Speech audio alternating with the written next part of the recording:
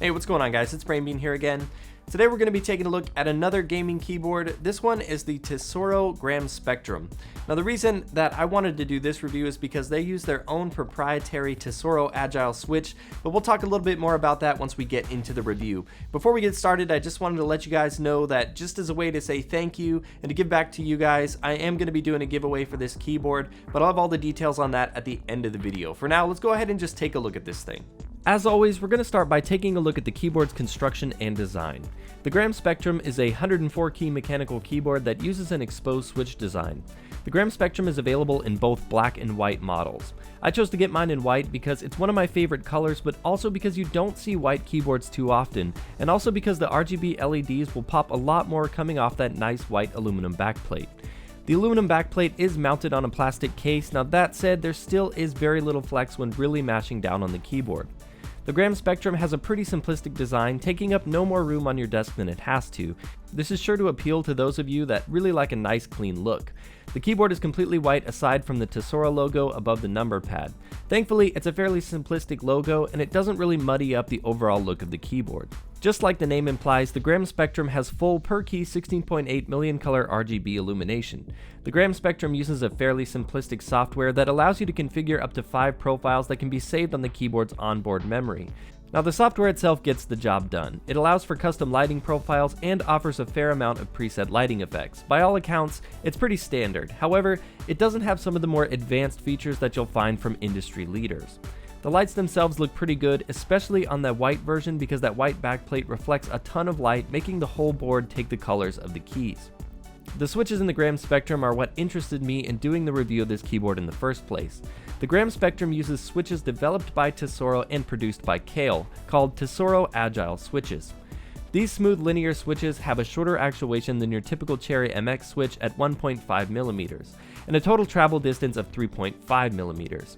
I really like them because I don't like how short Cherry MX speed switches feel. The slightly longer actuation distance on the Agile switches, added to their lengthier total travel, make for a nice responsive experience without the frustration of accidentally activating keys. These switches aren't your typical Cherry clones either. They use a proprietary design that feels really nice to type on, and Kale has made steady improvement in the quality of their switches over the last year or so, making me less hesitant about the 50 million keystroke lifespan.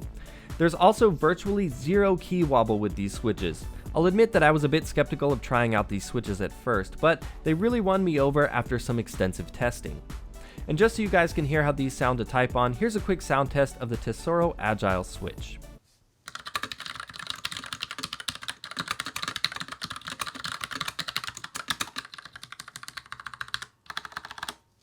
The keycaps on the Gram Spectrum are made of ABS plastic and have a low-profile design. Coupled with the Agile Switch, it feels like something of a laptop-style chiclet mechanical keyboard hybrid. It's a pretty neat experience. The font on the keycaps is a little bit blocky, but it's not over-stylized, and all of the secondary characters are nicely illuminated.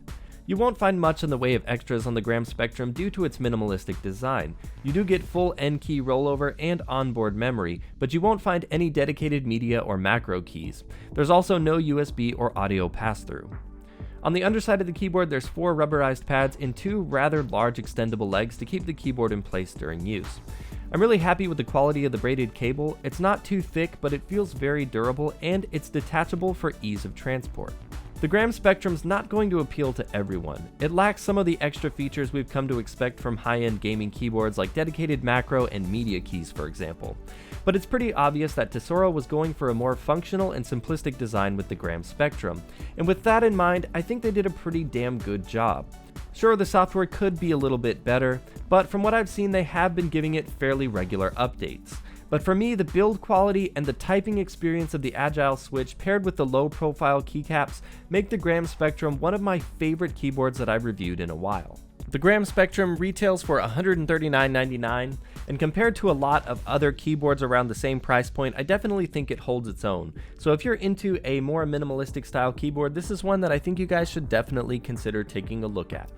Well, that's it for the video, guys. Let me know in the comment section down below what you think about these new Agile switches, and if you're into that low profile keycap design that they've got going on.